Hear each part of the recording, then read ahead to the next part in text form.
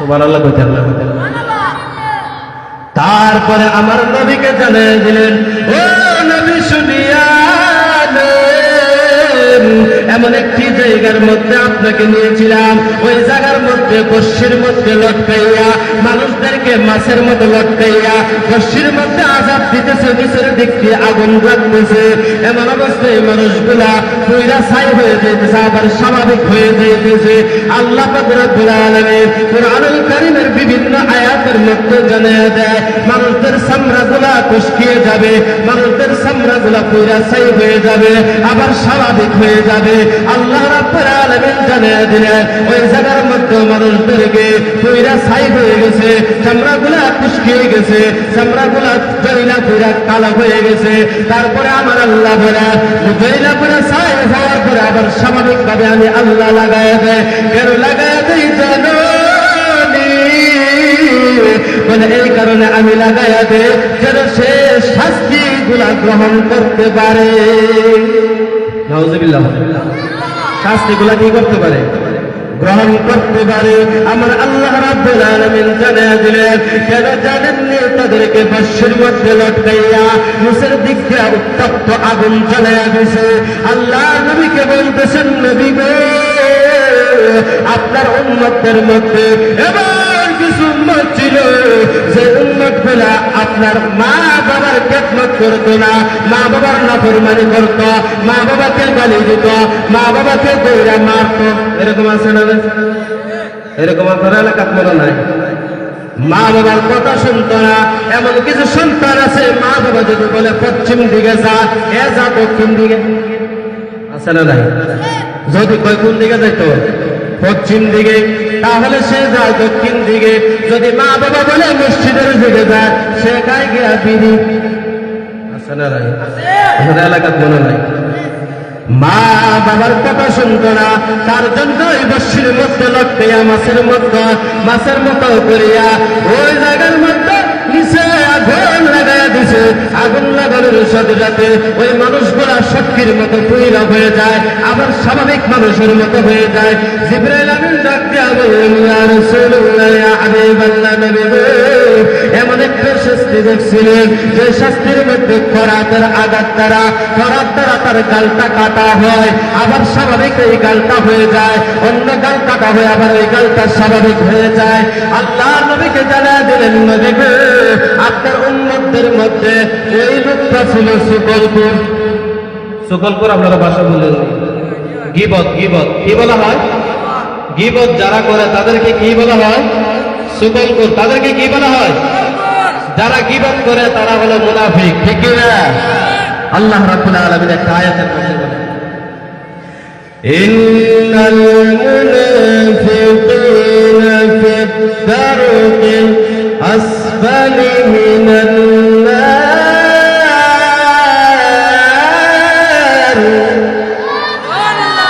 5 নম্বর পারা 20 নম্বর পৃষ্ঠার মধ্যবর্তী অবস্থায় আয়াতটা আছে। আল্লাহ রাব্বুল আলামিন জানিয়ে দিলেন, তোমরা জানো মুনাফিকরা কোন জায়গার মধ্যে থাকবে। আল্লাহ জানিয়ে দিলেন, ইন্নাল মুনাফিকিনা ফিদ-দারকিল আসফালি মিনান নার। নিশ্চয় মুনাফিকরা জাহান্নামের একেবারে নিম্ন স্তরের জায়গা থাকবে। জাহান্নামের কোন জায়গায়? জাহান্নামের কিছু কিছু স্পেশাল জায়গা আছে। কি জায়গা আছে? স্পেশাল জায়গা আছে, ওই জায়গার মধ্যে রাখতো না। একবারে যেই জায়গা সবথেকে আযাব দেওয়া হয়, কঠোর থেকে কঠোর আযাব দেওয়া হয়, ওই জায়গার মধ্যে কারা রাখা হইব? আপনারা কারা রাখা হবে? মুনাফিকদেরকে রাখা হবে। আল্লাহ রাব্বুল আলামিন জিবরাইলকে জানিয়ে দিলেন, ও জিবরাইল, আমার বন্ধুকে জানিয়ে দেন, ওই মা বাবার যে লটকায় রাখছে ওই জায়গার মধ্যে, তারপরে যে করার দিয়ে কাঁদতেছে, তারা সুকল করছিল, তারা ফেসবুকে যেটা হয়েছে না এইটাও লিখতো। আছে না নাই? যেটা নাই এইটাও লিখতো, যেটা আছে ওইটাও লিখতো। আল্লাহ রাব্বুল আলামিন সূরাতুল হুমাযার 1 নম্বর আয়াতের মধ্যে জানিয়ে দিলেন, ওয়াইলুল লিকুল্লি হুমাযাতিন লুমাযাহ আল্লাযী জামা'a মালান ওয়া 'আদ্দাদাহ ইয়াহসাবু আন্না রাব্বুল আলামিন জানিয়ে দিলেন যে তোমরা মানুষের সামনেও সমালোচনা কইরো না, পিছনেও সমালোচনা কইরো না। কার কথা? কথা কয় না, আল্লাহর কথা। তাফসীর ইবনে কাসিরের মধ্যে দেখলাম এই আয়াতের ব্যাখ্যার মধ্যে তোমরা আঙ্গুল দ্বারা মানুষের গীবত করিও না। বলে হুজুর আঙ্গুল দ্বারা গীবত করে কিভাবে? বর্তমানে ইন্টারনেটের যুগ, বর্তমানে সোশ্যাল মিডিয়ার যুগ, বর্তমানে ইউটিউবের যুগ, বর্তমানে ইন্টারনেটের যুগ। মুখ দিয়ে গীবত করতে হয় না, মুখ দিয়ে মানুষের মান সম্মান মারা লাগে না, আঙ্গুল দিয়ে যথেষ্ট। ঠিক না? কি দিয়ে যথেষ্ট? আঙ্গুল দিয়ে যথেষ্ট। দেখবেন কিছু কিছু মানুষ আছে নিজে মুখ দিয়ে বলতে পারে না, আঙ্গুল দিয়া ইশারা দিয়ে হলো মানুষের ক্ষতি করে। জবান দ্বারা যদি না পারে আঙ্গুল দিয়ে ইশারা দিয়া দেখায়া দেয়। আল্লাহ রাব্বুল আলামিন এমনি আয়াতগুলো নাযিল করে নাই।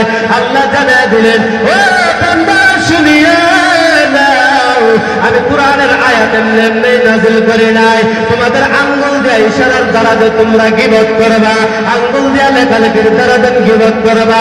1400 বছর আগে আমার আল্লাহ কোরআন নাযিল করে জানিয়ে দিলেন। ফেসবুক আইবে না আইবে আল্লাহ ভালো জানেন, কিন্তু আমার আল্লাহ কোরআনের মধ্যে জানিয়ে দিয়েছে যে তোমরা আঙ্গুল দ্বারা তোমরা গীবত করবা, আঙ্গুল দ্বারা মানুষের মান ইজ্জত নষ্ট করবা। আছে না নাই? তার জন্য আল্লাহ বলেন তোমরা সামনে গীবত করিও না, মানুষের পিছনে গীবত করিও না, সামনে মানুষের মান ইজ্জত দিয়ে খেলা করিও না, পিছনে মানুষের সম্মান নিয়ে খেলা করিও না। আল্লাহ রাব্বুল আলামিন তারপরে জানিয়ে দিলেন, ও জিবরাইল যাও যাও, আমার বন্ধুকে জানিয়ে দাও, আমার বন্ধুকে জানিয়ে দাও ওই যে করাত দিয়েছিল মুনাফিকের দলদেরকে সতর্ক করার জন্য। আমার নবী ডাক দিয়া বললেন, ও এই শাস্তি বুঝলাম সুকাল করার জন্য, মুনাফিকদের জন্য ওই শাস্তিটা তাদের জন্য হইতেছে।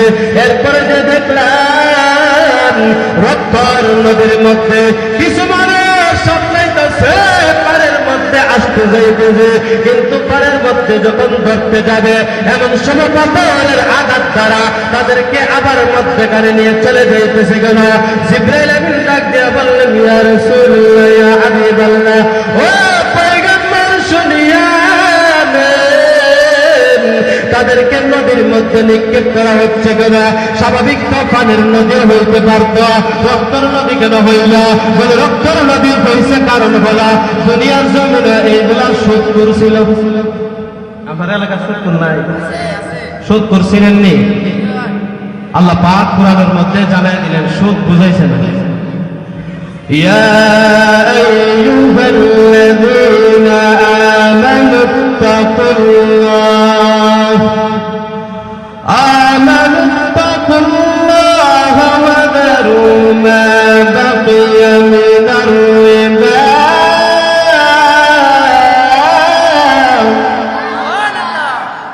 ইন কুনতুম মুমিনিন।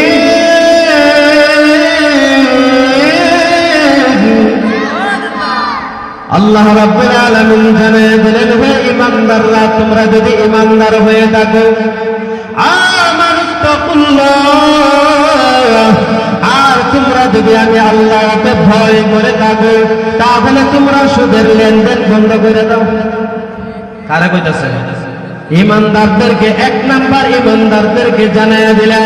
2 নাম্বার আমানুত্তাকুল্লাহ, যারা ঈমান আনছো ঈমানদাররা, আমানুত্তাকুল্লাহ, আমি আল্লাহকে যদি তোমরা সত্যি সত্যি ভয় করে থাকো, তোমরা সুদের লেনদেন বন্ধ করে দাও। তারপরে আল্লাহ জানিয়ে দিলেন, আমানুত্তাকুল্লাহ ওয়া যারু মা বাকিয়া মিনার রিবা। রিবা অর্থ হলো সুদ। রিবা অর্থ কি? সুদ। ইন কুনতুম মুমিনিন,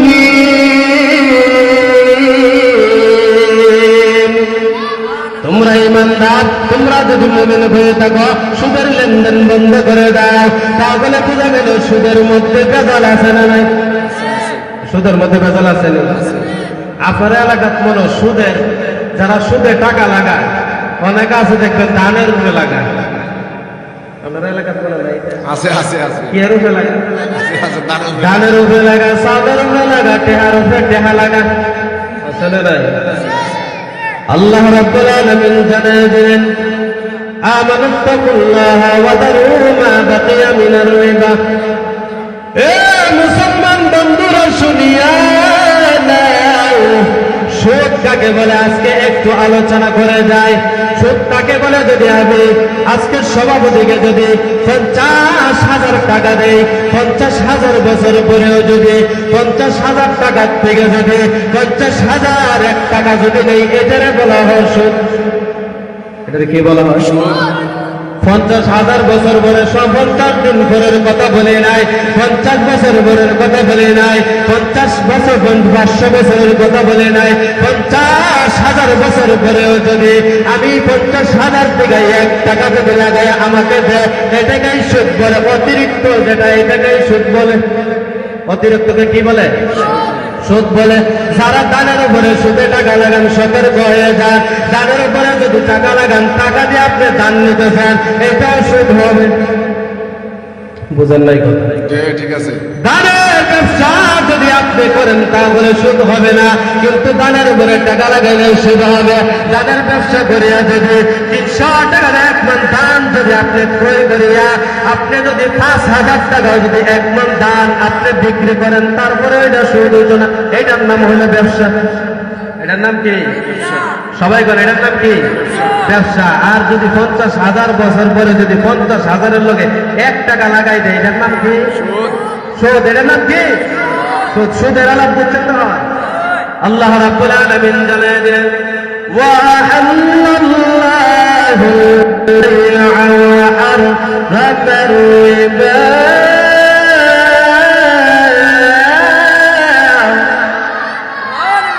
আল্লাহ রাব্বুল আলামিন জানায় দিলেন, তোমাদের জন্য ব্যবসা হালাল করছে, সুদকে হারাম করছে।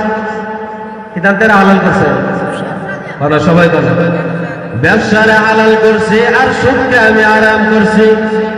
এখন মানুষ রাতারাতি বড় লোক হওয়ার জন্য সুদ খায়। এখন আর দেখছে ব্যবসা করে বড় লোক হওয়া যাবে না, সুদ খায়া বড় লোক হওয়া যাইবে। সুদ খায়া বড় লোক হওয়া যাবে, সুদ খায়া বিল্ডিং খোলা যাবে, রাতারাতি বড় লোক হওয়া যাবে। সুদের টাকা দিয়া কোনোদিন ফুলাফান মানুষ বানাইতে পারছেন না। বুঝেননি কথা? সুদের টাকাটা ফুলাফান কি তো না, বাচ্চা কাচ্চা কোনোদিন মানুষ করতে পারবেন না। সুদের টাকা দিয়া ফুলাফান বাবা করব। কি হইব? আপনাদের মধ্যে বাবা ছিলেননি? ইয়াবা ইয়াবা কিবা বুঝেন না আপনারা? ছেলে সন্তান যদি আপনি বাবা সুদ খায় মাদ্রাসা ছেড়ে গেলে, আমার বাবা সুদ খায় মাদ্রাসা করে করবো কিনা? ঠিক না? তাহলে সুদপুরের গোলাবান কোনোদিন বালা হয় না, সুদপুরের মাইয়া বোন কোনোদিন বালা হয় না, সুদপুরের ছেলে সন্তান কোনোদিন বালা হয় না। সুদ যদি আপনারা চিনতে চান তাহলে ব্যবসা করবেন। 1 টাকাটা কিনা যদি 50,000 টাকা বিক্রি করেন, এইটা কোনোদিন সুদ হবে না, এইটা হবে ব্যবসা। আর যদি 50,000 টাকা দিয়া যদি আপনি 500 বছর করে 1000 বছর করে এই ব্যক্তি যদি আপনাকে 50,001 টাকা যদি সাথে দিয়া দেয়, এটার নাম হলো সুদ। এটার নাম কি? বারবার বলতেছি যেন মুসলমানদের মাথার ভিতরে ঢুকে। মুসলমান বেশিরভাগ মুসলমানদের মাথার ভিতরে কুত্তা বর্ষণ করে দিছে। বিশ্বাস করেন? হালাল বোঝে না কিন্তু হারামের পিছনে দৌড়া। ঠিক কিনা? আপনারা কোনো সুদের আলাদা সুদ কানা এরকম মানুষ নাই। সুদ কানা সুদ এমন কোন ঘরে, এমন কোন বাড়ি, এমন কোন জায়গা নাই যে বর্তমানে নাই। ঠিক কিনা? কিস্তি আর বড় সুদ কি? কিস্তি। কিস্তি বুঝেননি? কিস্তি ছাড়া এমন একটা লোক আমার দেখান তো, কয়েকজন লোক পাইবেন মসজিদের ইমাম সাহেব অথবা হুজুর। আচ্ছা বলুন তো, এই কিস্তি ছাড়া কোনো ঘর নাই, কোনো বাড়ি নাই, কোনো রাস্তা নাই। কারণ হলো মানুষদেরকে শয়তানে খালি খারাপের কাজের মধ্যে নিয়ে যায়। কিসের মধ্যে? খারাপের কাজে, শয়তানের কাজ। কিসের কাজ?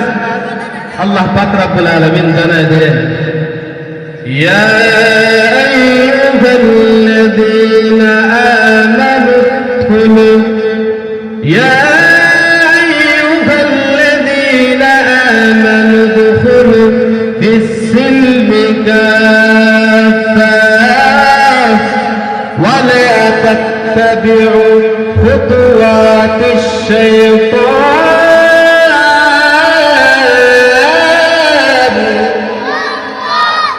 আল্লাহ বলেন তোমরা জানো না শয়তান তোমাদের প্রকাশ্য শত্রু। শয়তান কি শত্রু? সবাই কর না, প্রকাশ্য শত্রু মানে আমাদের বাস্তব জীবনের শত্রু। যে মানুষ দেখবেন বিড়ি খায়, সিগারেট খায়, সুদ খায়, ঘুষ খায়, বিভিন্ন হারাম কাজে লিপ্ত, বুঝবেন শয়তান তারা আসর করছে। শয়তানে কি করছে? শয়তান তার লগে আছে। তাহলে সুদখোর সুদ বিষয়ে বুঝছেন তো আপনারা? সুদ বিষয় বুঝছেন নি? বুঝছেন নি সুদ কারে কয়? তারপরে সুদের বিষয়ে কয়েকটা আযাবের কথা বলি। এক নম্বর, রক্ত নদীর মধ্যে, কিয়ামতের ময়দানে রক্ত নদীর মধ্যে সাঁতার কাটতে থাকবে। জিবরাইল আমিনকে ডাক দেয়া বললেন, জিবরাইল এই যে রক্তের নদীর মধ্যে তারা সাঁতার কাটতেছে, কতদিন পর্যন্ত রক্তের মধ্যে তারা সাঁতার কাটবে? জিবরাইল আমিন ডাক দেয়া বললেন, পয়গম্বর একদিন দুই দিন নয়, কিয়ামত পর্যন্ত তারা রক্তের নদীর মধ্যে সাঁতার কাটবে। তারপরে জিবরাইল আমিন ডাক দেয়া বললেন, সুদখোরের শাস্তি গেল না। কিয়ামতের ময়দানে কিছু সংখ্যক মানুষ থাকবে, তাদের পেটটা থাকবে মটকির মতো। কিসের মতো? মটকা চিনেন না আপনারা? মটকা, মটকা নামে চিনেন না? এই যে দেখবেন সিলেট গেলে গাঙ্গের পারে, সুরমা নদীর গাঙ্গের পারে দেখবেন মটকার ভিতরে শীতল দেয়া নাই, আছে না নাই? এই যে শীতলের মটকা গুলা আছে, এই মটকা গুলা হাসরের ময়দানে জিবরাইল ডাক দেয়া বললেন, ইয়া রাসূলুল্লাহ, ইয়া হাবিবাল্লাহ, নবী রে, হাসরের ময়দানে তাদেরকে বড় বড় মটকা বিশিষ্ট তাদের পেট থাকবে। আল্লাহ নবী বললেন, তারা কারা? বলে তারা সুদখোর। বলে তাদের পেটের ভিতরে সাপগুলা দৌড়াদৌড়ি করবো। সাপগুলা কি করবো? তাদের পেটের ভিতরে সাপগুলা দৌড়াদৌড়ি করবে। দেখা যাচ্ছে বড় বড় সাপগুলা তাদের পেটের ভিতরে দংশন করবে, দৌড়াদৌড়ি করবে, বিচ্ছুগুলা দৌড়াদৌড়ি করবে। আল্লাহ নবী বললেন, জিবরাইল তারা কারা? তাদের পেটের ভিতরে সাপ বিচ্ছুগুলা দৌড়াদৌড়ি করতেছে। আল্লাহ নবীকে জানা দিবেন, ও পয়গম্বর তারা হলো দুনিয়ার জমিনে সুদ খাইতো। কি খাইতো? সুদ খাইতো তারা দুনিয়ার জমিনে। তার জন্য তাদের পেটগুলা বড় দেখা যাইতেছে। তাদের পরিচয় হইল তাদের পেটগুলা গর্ভবতী মহিলার চেয়ে বড় বড়। আছে না নাই? তারপরে জিবরাইল আমিন ডাক দিয়া বললেন, ইয়া রাসূলুল্লাহ, ইয়া হাবিবাল্লাহ, নবী গো, এই জায়গাটা দেখছিলেন সুন্দর বাড়ি, এটা আপনার নবীর জন্য তৈরি করা হয় না। আপনার গুনাহগার উম্মতরা যারা বেশি বেশি করে গুনাহ করছে কিন্তু তওবা করে আবার রাস্তায় ফিরে আসছে, তারা জান্নাতি হয়ে যাবে। এই জান্নাতের ভিতরে তাদেরকে এত সুন্দর ঘর দেওয়া হবে। সুবহানাল্লাহ। আল্লাহর নবী জানায় দিলেন। তারপরে বলে তাদেরকে আর কারা থাকবে এত সুন্দর করে?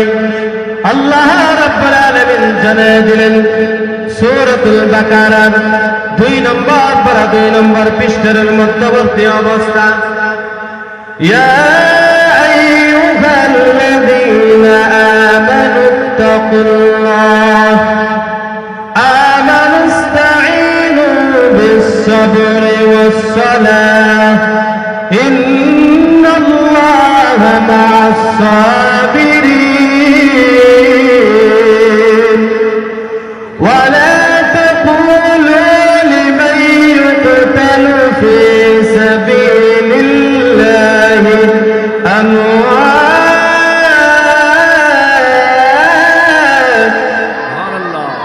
বাল আহইয়াউ ওয়ালাকিন লা তাশউরুন।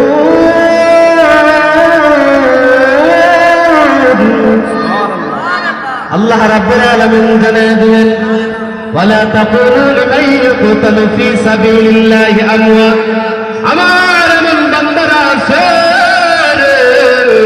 যে বান্দারা আমি আল্লাহর রাস্তায় শহীদ হয়েছে, আমি আল্লাহর রাস্তায় জিহাদ করেছে, আমি আল্লাহর রাস্তায় জীবন দিয়েছে, কোরআনের রাস্তায় জীবন দিয়েছে, আমার নবীর সম্মান রক্ষা করার জন্য জীবন দিয়েছে, তাদেরকে আমি পুরস্কার দিব। কেন পুরস্কার দিব জানেন? আমি আল্লাহ বিনা হিসেবে পুরস্কার দিয়া দিব। তারপরে হাদিস শরীফের মধ্যে আছে আল্লাহ নবী বললেন, যারা দিনের জন্য শহীদ হইল, কুরআনের জন্য শহীদ হইল, নবীর সম্মানার্থে খুশি করে জীবন দিয়ে দিল, তাদেরকে এমন একটি ঘর দেওয়া হবে, যে ঘরের ভিতরে আমার নবী বললেন, আমি যে ঘর জিবরাইল আমিন দেখাইলেন, এত সুন্দর ঘর শহীদদেরকে দেওয়া হবে। সুবহানাল্লাহ। সুন্দর ঘর কারে দেওয়া হবে?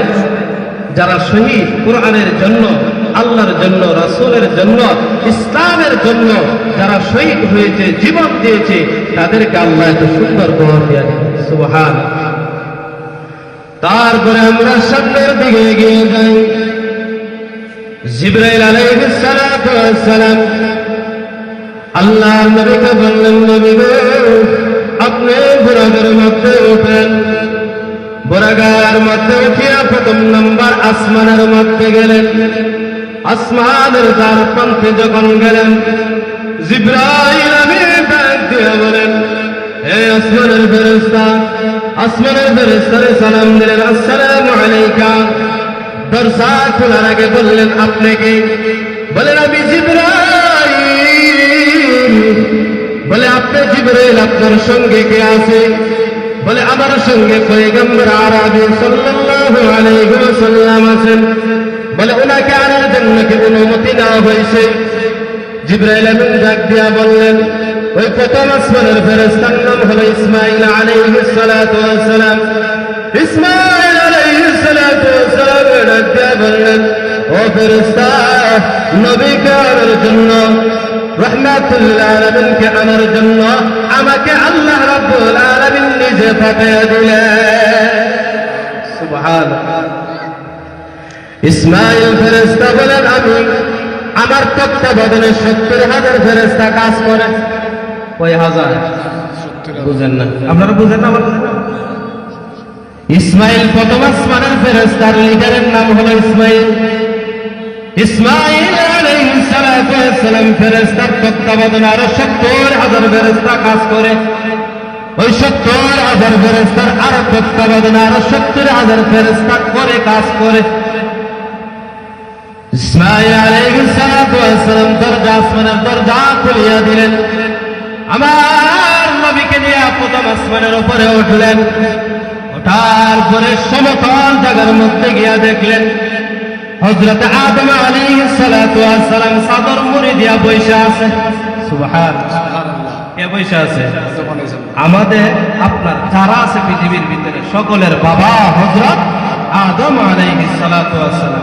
পৃথিবীর যত মানুষ আছে সবারই বাবা আদম আলাইহিস সালাতু ওয়াস সালাম। আমাদের আদি পিতা হযরত আদম আলাইহিস সালাতু ওয়াস সালাম বসে রয়েছে। আল্লাহর নবীকে জিবরাইল বলতেছেন, নবী গো, আপনি সালাম দেন। ইনি হলেন আপনার আব্বা হযরত আদম আলাইহিস সালাতু ওয়াস সালাম। আল্লাহর নবী সালাম দিলেন, আসসালামু আলাইকা ইয়া বাবা। আদি পিতাকে সালাম দিলেন। হযরত আদম আলাইহিস সালাতু ওয়াস সালাম বলেন, মারহাবান বিন নবী সালিহ ইবনে সালিহ। আমার নবীকে বললেন, স্বাগতম নেককার নবী, স্বাগতম নেককার সন্তান আমার। কার সন্তান?